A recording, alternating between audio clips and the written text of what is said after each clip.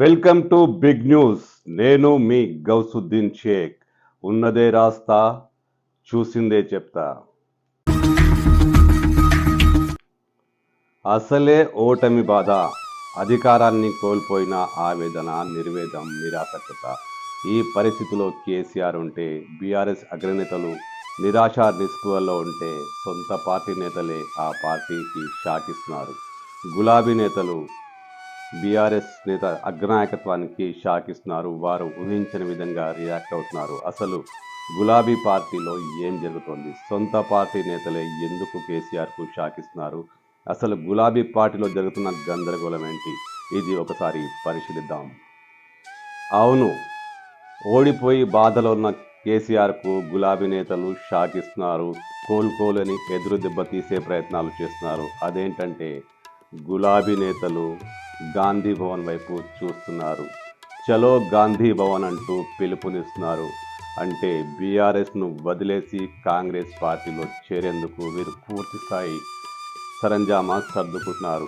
చాలామంది కీలక నేతలు గాంధీ భవన్ వైపు చూస్తున్నారు. ఎంపీలు, ఎమ్మెల్యేలు, మాజీ ఎమ్మెల్యేలు ఒకరిద్దరు కాకుండా రాష్ట్ర స్థాయి, జిల్లా స్థాయి నేతలందరూ బీఆర్ఎస్ను వీడిపోయి కాంగ్రెస్ వైపు వెళ్లాలని చలో గాంధీ భవన్ స్లోగన్కు మరింత బలం చేకూరుస్తున్నారు. అసలు ఏం జరుగుతోంది?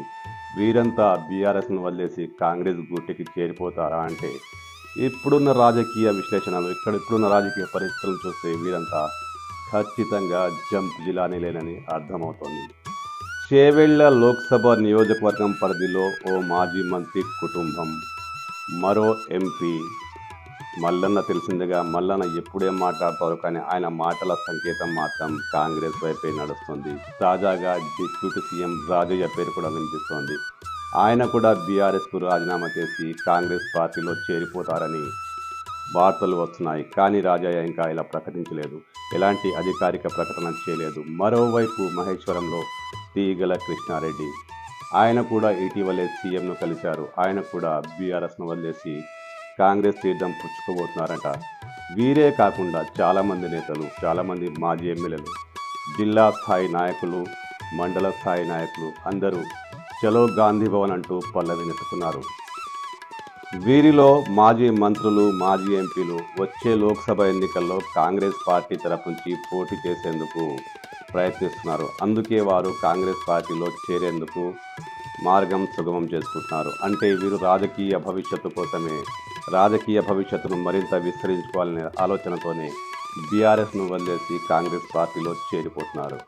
అయితే కొంతమంది ఎమ్మెల్యేలు, కొంతమంది మాజీ ఎమ్మెల్యేలు, జిల్లా స్థాయి నేతలు, రాష్ట్ర స్థాయి నేతలు వీరు కూడా బీఆర్ఎస్కు గుడ్ బై చెప్పబోతున్నారు. ఎందుకు? వీరికి తమ రాజకీయ అవసరాల కంటే తమ వ్యాపార సముదాయాల రక్షణ చాలా అవసరం. తమ రాజకీయాలకు ప్రభుత్వం ఎక్కడ అడ్డొస్తుందోనంటూ, తమ వ్యాపారాన్ని ఎక్కడ అడ్డుకుంటుందోనని భయపడుతూ వీరిలో చాలామంది కాంగ్రెస్ పార్టీ వైపు చూస్తున్నారు. అందుకే చలో గాంధీ భవన్ అంటూ పరుగులు తీస్తున్నారు. ఈ పరిణామాలన్నీ చూస్తే భవిష్యత్తులో బీఆర్ఎస్ పరిస్థితి ఏంటి? బీఆర్ఎస్ ఖాళీ అయిపోతుందా? కేసీఆర్ కుటుంబమే మిగులుతుందా? రాజకీయ విశ్లేషకులైతే ఇదే అంటున్నారు. చాలామంది అగ్రనేతలు కాంగ్రెస్ పంచన చేరే అవకాశం ఉందట. వీరంతా ఖచ్చితంగా బీఆర్ఎస్ను వదిలేస్తారు. అయితే ఈ విషయాలన్నీ కేసీఆర్ పసిగట్టారట. అందుకే ఆయన స్వయంగా రంగంలోకి దిగి బుజ్జగింపులు ప్రారంభించారని వార్త. కానీ పార్టీ మారాలనుకున్న నేతలెవరూ ఇప్పుడు ఆగేలా లేరు. వచ్చే 5 ఏళ్లలో వారి రాజకీయ, వ్యాపార అవసరాలు చాలా ఉన్నాయి. అందుకే ఖచ్చితంగా చలో గాంధీ భవన్ను విజయవంతం చేసే ఆలోచనలో ఉన్నారు.